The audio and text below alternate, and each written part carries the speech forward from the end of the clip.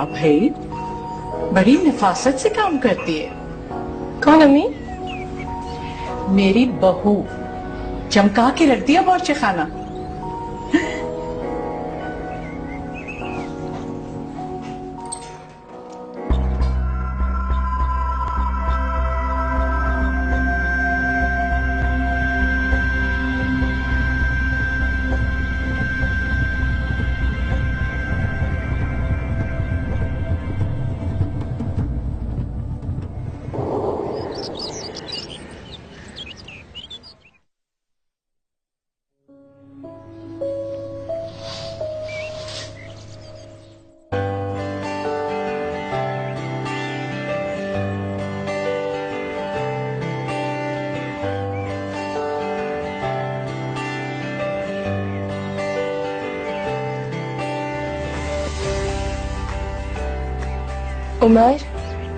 उमर उठ जाए, लेट हो रहे हैं। इतनी जल्दी?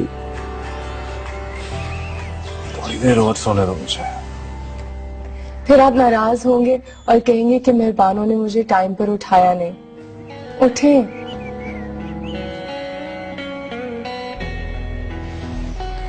चलो उठ जाता हूं, अगर तुम कहती हो।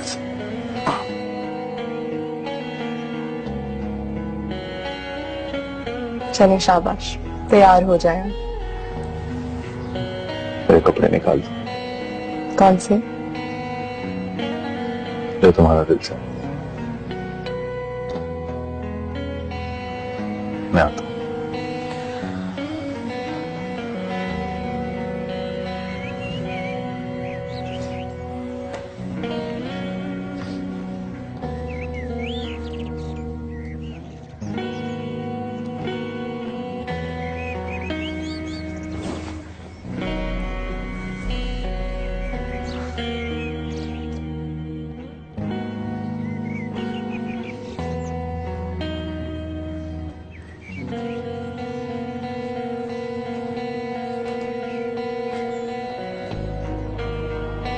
उमर, आपने अलमारी की चाबी कहाँ रखी है? मैंने कोई खजाना नहीं छुपाया हुआ जो उसकी चाबी संभालूंगा।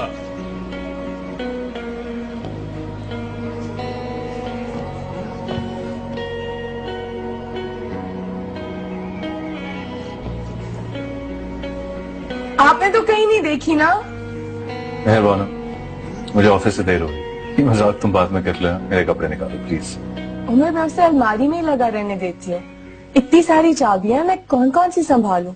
मैंने उसको नहीं निकाला वहां से। क्या मतलब है तुम्हारा? मैं तुम्हें कह रहा हूँ मुझे ऑफिस से देर हो रही है, मुझे मेरे कपड़े चाहिए। इस कमरे में मेहरबानो मेरे और तुम्हारे अलावा कोई नहीं आता। तुमने कहीं पे रख दी होगी चाबी, ढूंढो और मेरे कपड़े निकालो प्लीज।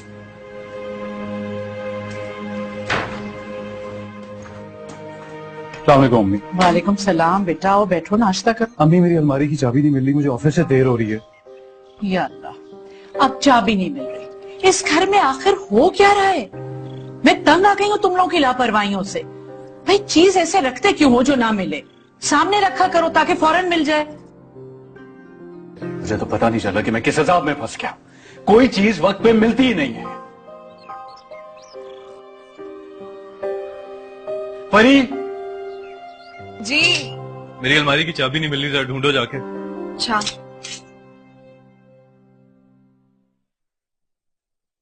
हाँ तो अच्छा बेटा, तुम तो बैठ जाओ। क्यों सुबह सुबह अपना मूड खराब कर रहे हो? नाश्ता करो। अम्मी, मुझे भूख नहीं है। गुस्सा मत करो, फरी ढूंढ रही है ना, मिल जाएगी।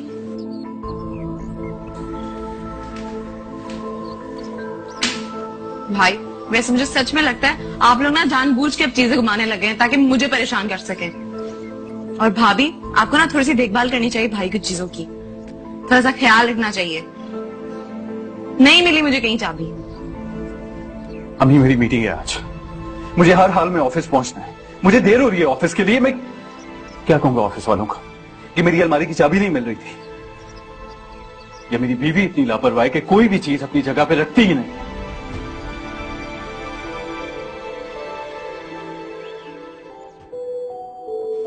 ठीक है, अगर नहीं मिलती है ना चाबी, मुझे थोड़ी ला के दो, मैं लॉक तोड़ता हूं जाके। अरे बेटा,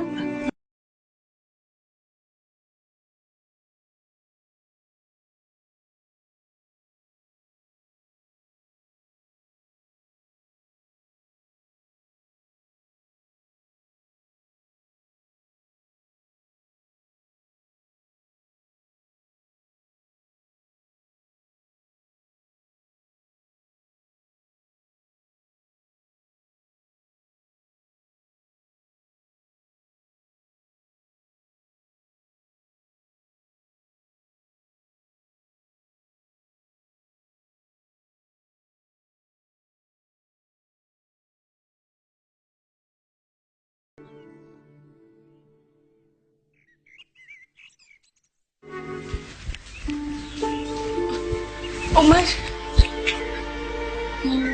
नाश्ता तो करके जाओ। भूख नहीं है मुझे।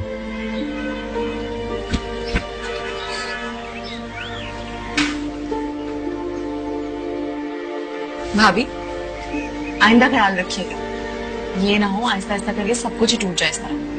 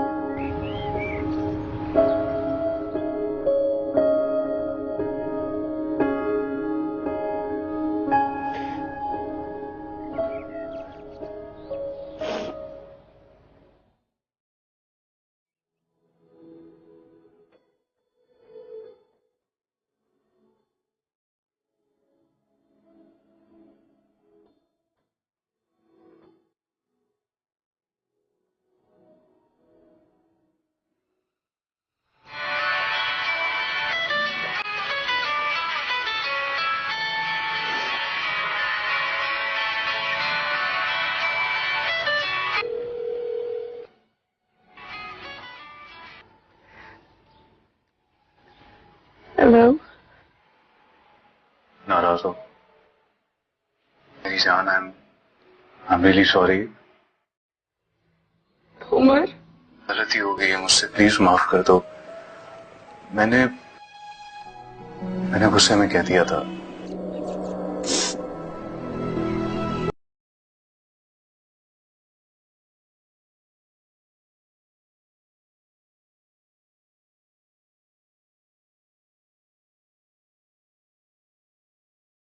मनाने के लिए और किस लिए? अब ज़ाहिर तुम्हें नाराज करके आया हूं तो तुम्हें मनाऊंगा भी तो मैं ही। तुम्हें नाराज करके आने की सजा मिल चुकी है मुझे। क्या हुआ? खैरियत? सोचा था कि काम में दिल लगा लूंगा, लेकिन मुझसे तो कोई काम ही नहीं हो पा रहा। फिर मेरे जहन में आया कि मैं तो तुम्हारे बगैर चलता ही नहीं, इसलिए सोचा कि पहले तुम्हें मना लूं।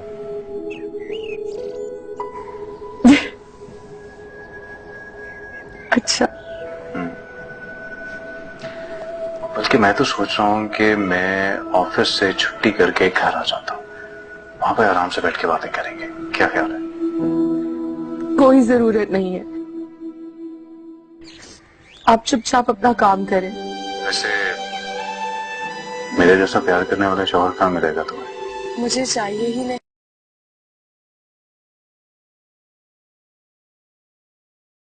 आप काम करें अपना, मैं फोन बंद कर रही हूँ। अच्छा, कोशिश करता हूँ कि काम में दिल लग जाए मेरा। वैसे लग तो मुझे मुश्किल रहा है। बाय।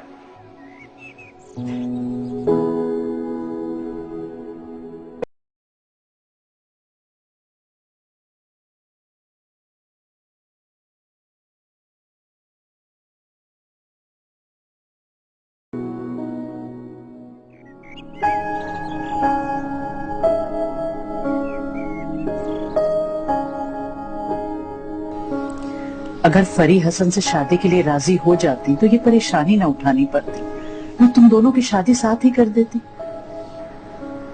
तुम्हें इसको एतराज किस बात पे? अरे बेटा क्या बताऊं, कहती है देखने में अच्छा नहीं, जमींदार तबका है, कराची में पली बढ़ी हूँ, मुल्तान जाके कहाँ रहूंगी मैं। लेकिन आप उसे बताएं ना कि हसन ने अब अपनी जमीनें आबाद करवा ली और वो सोना उगलती है। वो कुछ सुनना चाहेगी तो मैं उसे बताऊंगी ना, वो तो समझने को तैयार ही नहीं है। उसे उन लोगों का वही पुराना वाला दौर याद है। हसन कहता है कि फसलें तैयार हैं, मैं नहीं आ सकता, तुम्हारी खाला अपनी सेहत की वजह से मजबूर है, अकेली सफर नहीं कर सकती, वरना शादी पे ना आ जाते वो लोग। और फिर अभी 4-5 साल पहले ही तो होकर गए। तुम्हें याद नहीं, फरी उनको देख के कैसी नाक भौं चढ़ाती थी। लेकिन अम्मी उस वक्त वो छोटी थी ना, अब उनके खुशहाली के दौर में मेरे ख्याल में एक बार मिलना तो बनता है। लेकिन तुम्हारी खाला और हसन के जो उस वक्त तौर तरीके थे वो उसके जहन में नक्श हो गए, उसकी वजह से उनका जिक्र भी सुनना नहीं चाहती। क्या कर सकते हैं फिर? जबरदस्ती तो नहीं कर सकते हम उस पर। वैसे भी अम्मी, आपने हमें सारी जिंदगी अपने फैसले खुद करने के इख्तियारात दिए। वो तो ठीक है बेटा, लेकिन वक्त बड़ी तेजी से गुजर रहा है। अभी तक कोई उसका मुनासिब रिश्ता ही नहीं आया। आ जाएगा अम्मी, आप बिल्कुल भी परेशान ना हो, और ये सारे तो अल्लाह के काम, मत परेशान।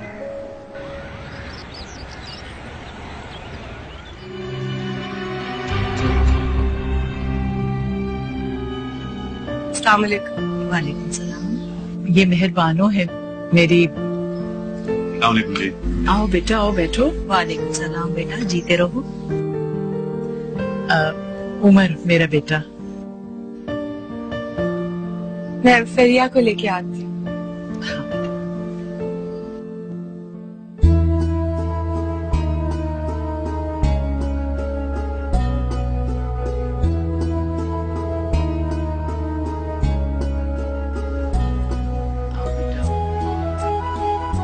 ये है मेरी बेटी।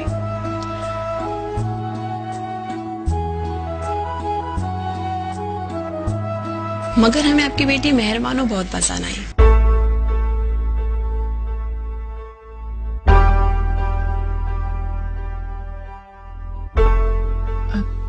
आपको शायद गलतफहमी हुई है। मेहरबानो मेरी बेटी नहीं, बहू है, उमर की बीवी। वाकई क्या ये आपकी बहू है? अच्छा, इन्हें देखकर बिल्कुल नहीं लगा कि इनकी शादी हो चुकी है। इसका शौहर आपके सामने बैठा है, फिर भी आपको नहीं लग रहा कि ये शादीशुदा है? माफ करना बेटा, माशाल्लाह से तुम्हारी बीवी बहुत नाजुक सी है, हमें लगा ही नहीं कि ये शादीशुदा है। बेटा तुम किसी किस्म का गलत ख्याल दिल में नहीं लाना, हमने किसी बुरी नीयत से नहीं कहा था। चलें अब छोड़ें इस टॉपिक को, आप प्लीज कुछ लें।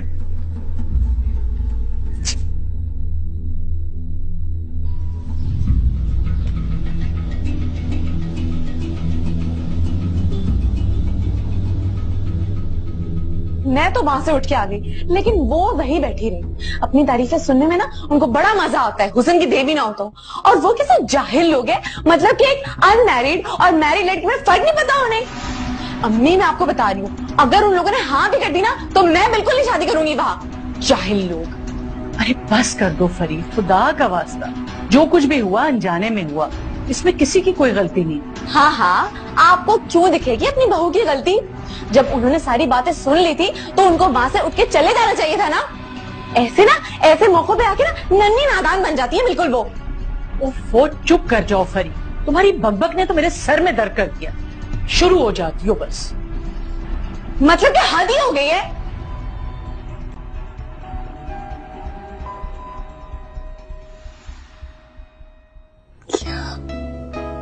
ऐसे क्या देख रहे हैं? देख रहा हूं कि चेहरे में आखिर ऐसी क्या कशिश जो हर एक को अपनी जानिब खींच लेती है। मेरा हर एक से कोई लेना देना नहीं, मेरा वास्ता सिर्फ आपसे। तो चलो आप बताएं, क्या है इस चेहरे में ऐसा हाँ जो एक सर से राह फिरती लड़की को आपने अपना बनाने का फैसला कर लिया? तुम्हारी मासूमियत, तुम्हारी ये खूबसूरत मुस्कुराहट, तुम्हारी सादगी लगती और बस आपने तो पूरी किताब लिख दी। मेरा बस चले ना तो तुम पे वाकई पूरी किताब। बस पता नहीं ये शायर लोग अपने महबूब की इतनी तारीफें कैसे कर लेते हैं। अगर मैं शायर होता ना मेहरबान, तो खुदा की कसम तुम पे वाकई पूरी किताब लिखता। किसी पुरानी फिल्म का डायलॉग लग रहा है। जी नहीं, मेरे दिल की आवाज है।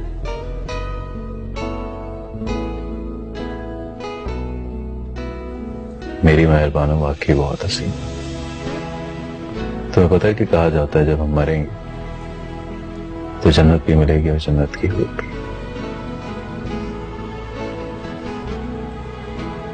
मुझे तो इस दुनिया में जन्नत भी मिल गई और जन्नत की हूर भी।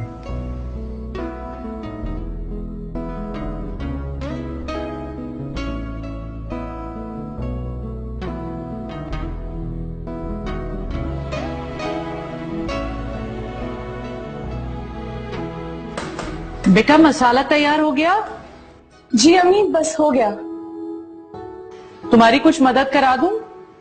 नहीं अम्मी, बस कबाब तैयार कर रही हूँ, वो भी हो ही गए।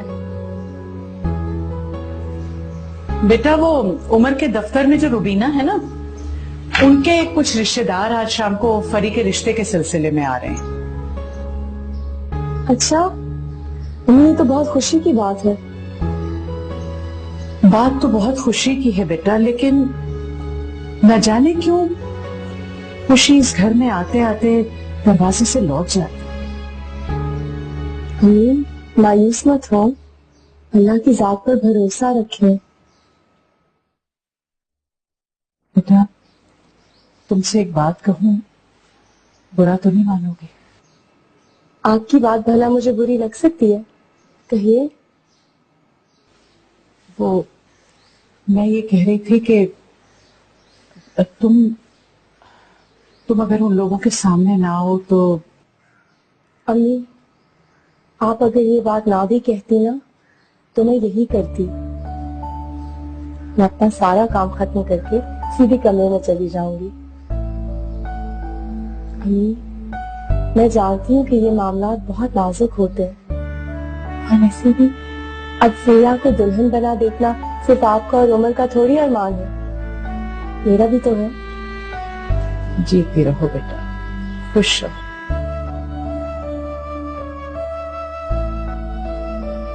अगर मैं आप लोगों में बोझ बन गई हूँ ना तो उठा के फेंक दे किसी मुझे दारुल अमान में, लेकिन मैं हरगिज़ उस गवार से शादी नहीं करूंगी और बिल्कुल भी मुल्तान नहीं जाऊंगी।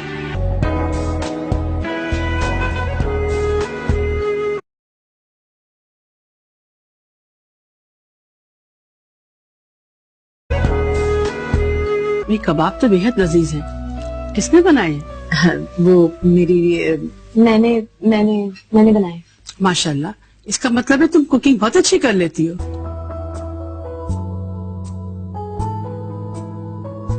भाई मेरा कहना तो ये है कि आजकल के दौर में लड़कियों को सब कुछ आना चाहिए, खाना पकाना, सीना परोना। अब देखिए ना, महंगाई के इस दौर में आप अपना काम दूसरों को देख के अपने ही घर का बजट फेल करते हैं। क्यों, मैंने सही कहा ना? बिल्कुल ठीक कह रही हैं आप। मुझे तो मेरी अम्मी ने सब कुछ सिखाया था। हमने ना कभी घर में कुक रखा और ना कभी टेलर से कपड़े सिलाए। ये तो सब फजूल खर्ची है। मेरी बेटी बहुत अच्छी डिजाइनर है। बुटीक से महंगे कपड़े लेने के बजाय अपने कपड़े खुद डिजाइन करती है। माशाल्लाह।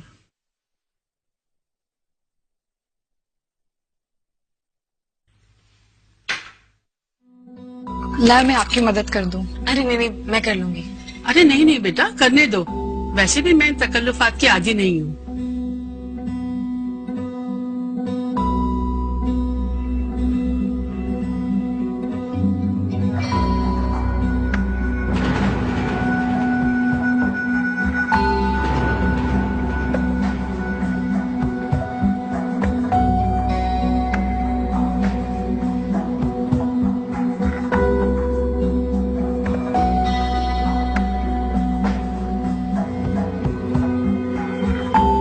आपकी दो बेटियां हैं?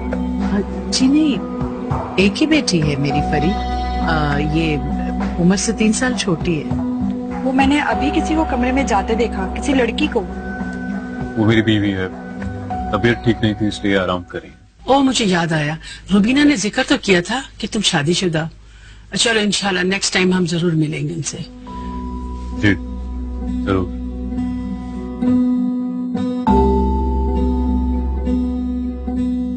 अम्मी लोगों ने कोई वाज़ेह जवाब नहीं दिया। रुबीना ने भी कई बार पूछा, उन्होंने सिर्फ यही कहा है कि 2-3 लड़कियां देखी हैं, फैसला करके बताएंगे। उस लड़की ने मेहरबानों को देख लिया था, कहीं ऐसा तो नहीं कि। और अम्मी उन्होंने बता दिया था कि मेहरबानों कौन है, हम बिला वजह परेशान ना हो। वैसे तो उस लड़की ने मेहरबानों की एक झलक ही तो देखी थी। और अम्मी सच्ची बात तो ये है कि जो लोग शक्ल सूरत के इस हद तक पुजारी हैं उनको तो वैसे भी रिश्ता नहीं देना चाहिए। न जाने इस लड़के के नसीब में क्या लिखा है। अम्मी बहुत अच्छा ही लिखा होगा, आप क्यों परेशान हो रही हैं? और फिर आप हैं ना, अल्लाह आपको सलामत रखे, आपकी दुआएं उसके साथ हैं तो किस चीज का करना। वैसे अम्मी अब आपको मेरे ख्याल में फरी को घर के कामों में इन्वॉल्व करना चाहिए। लोगों की सोच का अंदाज बदल रहा है, हमें फारिग ही होती है ना, और कुछ नहीं तो कुछ कोशिश ही कर ले। ठीक कह रहे हो बेटा, समझाऊंगी उसे। अच्छा परेशान मत हो प्लीज।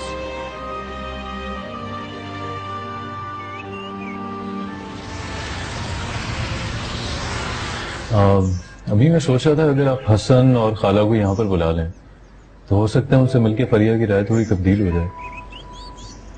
अरे बेटा, मैंने तो बहुत कोशिश की, लेकिन वो उनका नाम ही सुन के भड़क जाती है। अब क्या मैं जबरदस्ती करूं? अम्मी, मुझे लगता है कि उमर सही कह रहे हैं। Thank you. आप उन लोगों को बुला लें, फरिया से एक दफा मिलवा लें। वक्त के साथ बहुत तब्दीली आ जाती है, क्या पता कि अब हसन बदल गया हो और अब फरिया को पसंद आ जाए।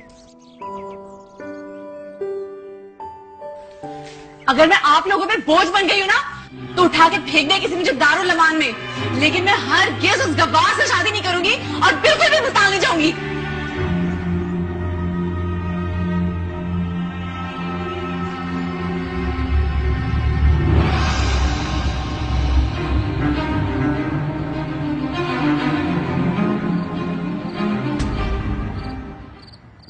अम्मी रुबीना ने आपका नंबर लिया था, उसका फोन आया? हाँ, आया था। अच्छा, क्या कह रही थी? रिश्ते से इनकार करना था उसे। इनकार?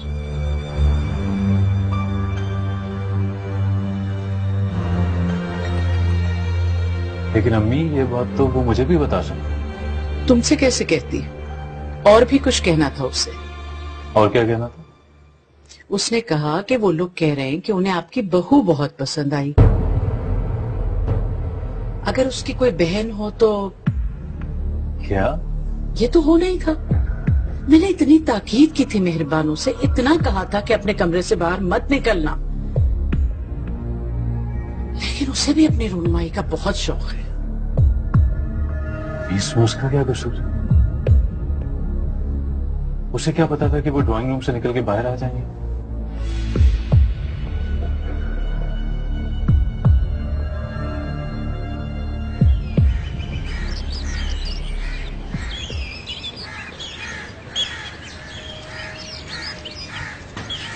ऐसे नहीं कहते बेटा, वो कोई तुम्हारी दुश्मन थोड़ी है। दुश्मन ही है अम्मी, दुश्मन। पहले तो आयशा और भाई के बीच में आ गई और अब मेरी खुशियां खाने लग गई है। जहां मेरा कोई रिश्ता आता है फौरन ठुमक ठुमक के आ जाती है अपने हुस्न के जलवे दिखाने। अब फिर मुझे बोल रही है कि मैं गांव जाके इस गवार से शादी करूं। खुद को तो मिल गया मेरा खूबसूरत सा पढ़ा लिखा भाई। अच्छा बेटा, तुम अपने दिल पे मत लो। मेरे जीते जी तुम्हारे साथ कोई जबरदस्ती नहीं कर सकता।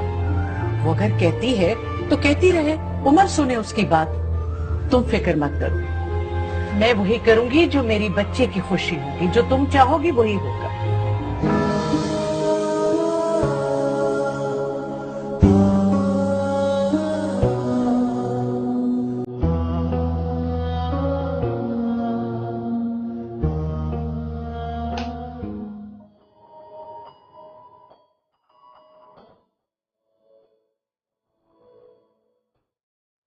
क्या हुआ मेहरबानो? अंधेरे में क्यों बैठी हुई हो? अम्मी बता रही थी तुम दोपहर से कमरे से भी नहीं निकली। वो मैंने किचन का सारा काम निपटा लिया था ना, तो मैंने देखा अम्मी और फरी भी सो रही हैं।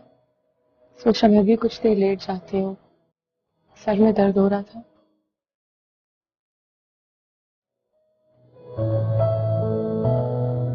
इधर देखो मेरी तरफ। तुम रोई हो ना?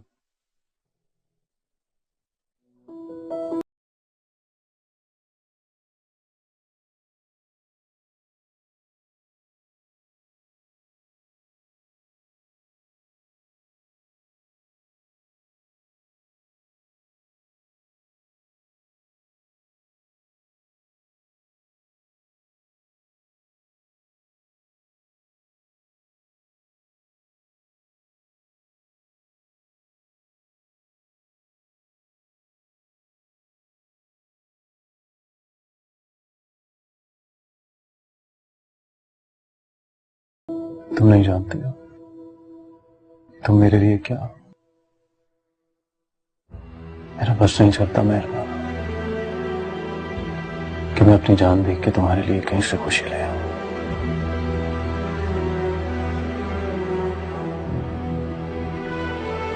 तुम बहुत कीमती हो मेरे लिए। और आप मेरे लिए बहुत कीमती हैं। मेरा सरमाया, आपके अलावा मेरा है ही कौन उमर। इसलिए खुदा के लिए ऐसी बातें मत किया करें। खुश रहो।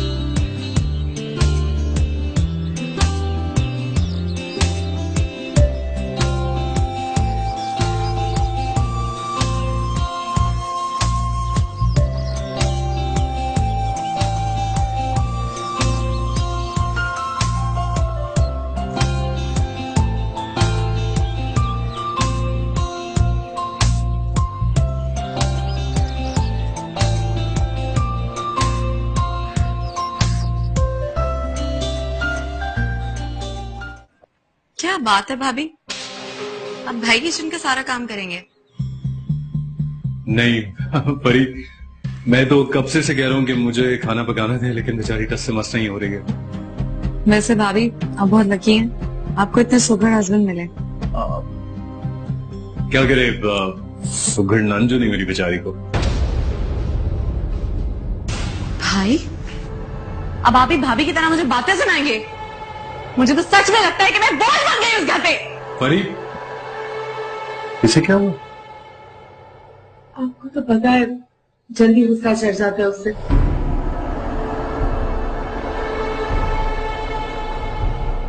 इस टाइम ने मुझसे मेरा भाई छीन लिया। मेरे पास उसके अलावा था ही कौन? इसने मेरे भाई को मेरे खिलाफ कर दिया। वो भाई जो अम्मी से मेरे लिए लड़ जाते थे, आज मुझे ही ताने दे रहे। तुमने मेरे भाई को फंस लिया, मेरे हर रिश्ते की राह में रुकावट बन जाती है। उसको पता है कि मुझे हसन पसंद नहीं है, तभी सबके सामने मुझे बुरा बनाने के लिए उसका नाम लेती है। देखती हूँ कैसे इस घर पर राज करती है। मेरे होते हुए इसका ख्वाब कभी बुरा नहीं होगा, कभी नहीं। जिन लोग कहते थे बानो बीबी ते ना साड़ी कौम दी ते ना साड़ी बरादरी दी, चौधरी साहब के बाद तो ये पंजाब में नहीं रहेगी, चली जाएगी कराची में। पर जी आपने भी साबित कर दिया कि आप एक अच्छे खानदान की हैं। अल्लाह हयाती दे हसन साहब को। जी कार दा ते नक्शा ही बदल गया। बड़ी नेकी है जी गाँव में आपकी। ब्याह कब कर रही हैं बेटे का? बहुत जल्द। लड़की देखी आपने? हाँ देख ली है। कौन है जी? मेरी बहन की बेटी है। हसन साहब की जोड़ की तो है ना?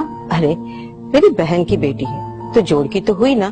चलें जी, अल्लाह हयाती दे और बहुत खुशियां लाए जी आपके लिए। आमीन।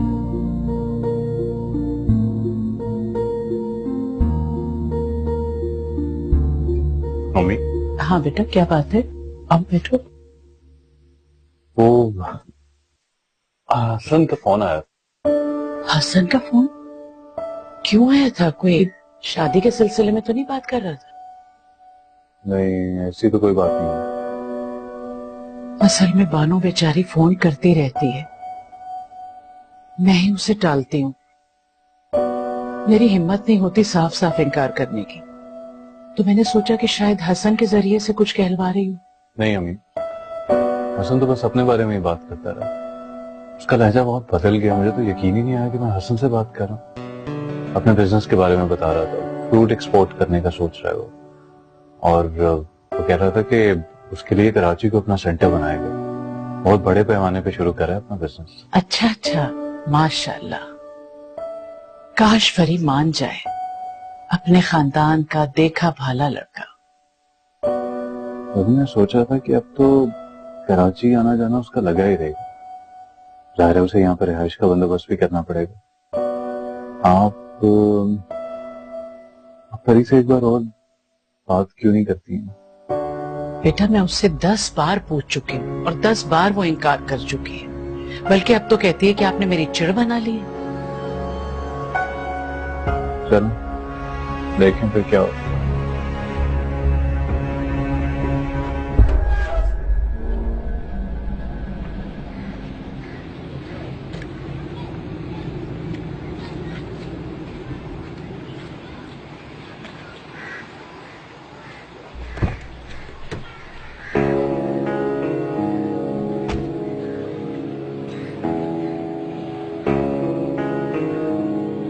अल्लाह हयाती दे उनको और बहुत खुशियां लाए इस घर में। अस्सलाम वालेकुम। वालेकुम सलाम बेटा, जीते रहो। सलाम शाह जी। वालेकुम अस्सलाम। खैरियत? जी वो आपसे कर्जा माफ करवाना था जी। इस साल भी? जी इस साल भी। वो जी साढ़े बड़े बड़े काम मैनेज, बेटे की शादी भी करनी है जी। पिछले साल भी कुछ ऐसे ही बहाने किए थे, इस साल कर्जा माफ नहीं होगा। बेटा कितना कर्जा है इसका? इतनी ज्यादा नहीं है, लेकिन 4.5 लाख रुपए।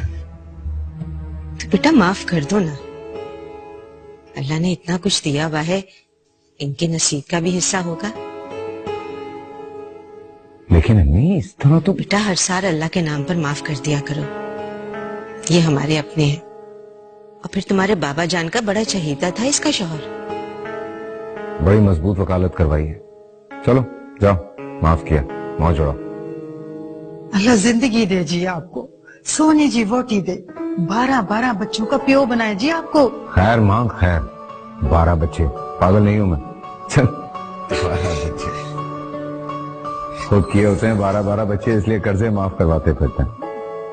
हसन बेटा मैं सोच रही हूँ कि कराची का चक्कर लगाऊं। वैसे तो समीना से फोन पे गपशप रहती है, लेकिन वो भी क्या सोच रही हूँ कि रिश्ता डालकर भूल ही गए हैं। मैं तो कहती हूँ मेरी तबीयत भी ठीक है, बात पक्की कराती हूँ। मुझे ये क्या अम्मी? अरे बेटा बरसों हो गए हैं, अरे लड़की वाले इतना इंतजार थोड़ी करते हैं। ये तो मेरी बहन है जो सब्र करके और चुप करके बैठी हुई है। अम्मी आप जानती हैं कि मैं बिजनेस सेटअप करना चाह रहा हूँ कराची में, और ऑब्वियसली फिर वहां पे कुछ घर वगैरह का भी करना होगा। इन सारी चीजों में 6 महीने लग जाएंगे। तो खाला जान आई होप इतना इंतजार तो कर सकते हैं। ठीक है, मैं उससे बात कर लूंगी, लेकिन 6 महीने का मतलब 6 महीने। जो जी बेटा। मैं आता हूँ।